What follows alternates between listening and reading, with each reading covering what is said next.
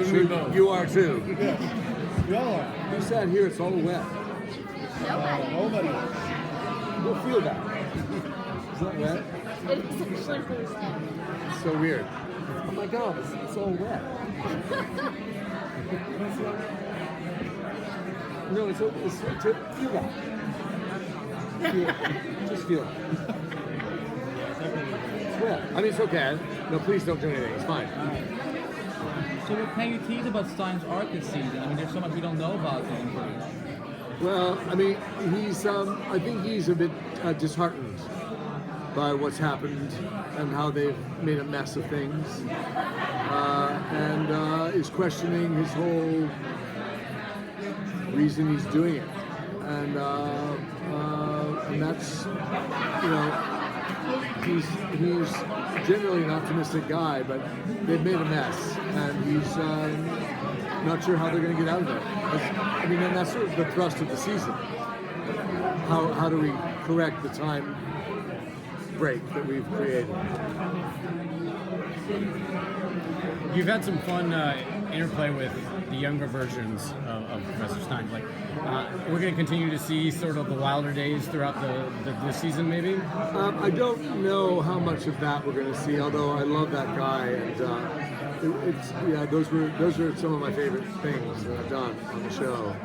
But I don't know what the plan is. I think this year it's going to be more focused on what does Stein really want. I mean, his wife is now his daughter. That's a big element in the show now, and I hope that continues. I mean, I really honestly don't know, because no one's told me what the plans are. But I know that Lily is a very important character, and is affecting everything he's now thinking about in terms of his participation with Legends. Of the past few seasons, what was the most fun as far as the time travel? Which period that you went to? It's really for me about the actors I've worked with. I mean, I don't really honestly think about that too much, because it's, I've done mostly theater my whole life, and I've played so many different periods, and it's all it's all fascinating, But I loved the Albert Einstein episode with John Rubinstein. That was one of the most, I thought, for me, one of the most interesting. On that note, sorry, go ahead. You've had a very, very career, and you've kind of worked in a lot of different genres. So what about the superhero genre really appeals to you right now?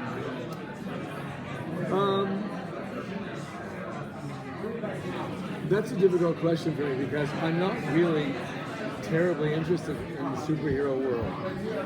I've never been, and I don't really feel that I think I'm an odd, but I think that's what works in the show, is that I'm kind of an oddity, obviously because I'm older. But what I find interesting is who they are, as how they interact as humans, and the superpowers are just an extension of that. So I don't really have a. I mean, I love the effects. I love seeing them do the flying and speeding along and all of that. But that's not what's interesting to me, really. And I honestly, I don't watch shows very much.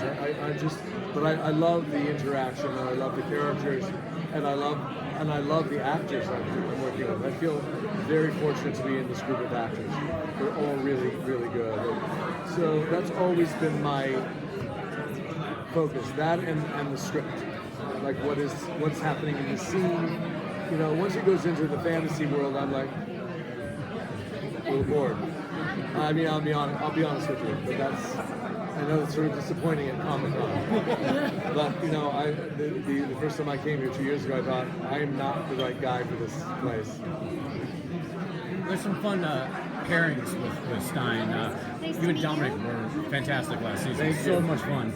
Is there anybody that you haven't really got to be paired off with that you want to work with in the team? Or? I had some great stuff with Brandon, with in some of the first season, I think it was. I get so confused, but you know, any opportunity I have to have any real connection with anybody. But I think I love the way they've developed it's a funny combination, you know, Dominic and myself. It's really, and I love working with him. And we have a really good time together. And so anytime there's I haven't really had much to do with Nick Zano yet, but I feel like they're hopefully going to aim for something like that, and Katie also I've had some good stuff with. So it really, it's really up to the writers. Are you hoping for another musical crossover in the near future? I'm sorry? Are you hoping for another musical crossover in the near future? Musical? Yes. I'm very, I used to sing all the time, and I don't sing much anymore. So whenever they say you're going to sing, I go into a complete panic, and I have to vocalize and call the voice teachers, and I mean it's neurotic, and I admit it, and I don't like it. But then when I actually do it, when I actually did watch the Flash episode, I haven't seen much else, but it was by accident. Because I don't honestly like watching myself. I'm very critical. But I watched that episode, Flash, and I really thought it was good.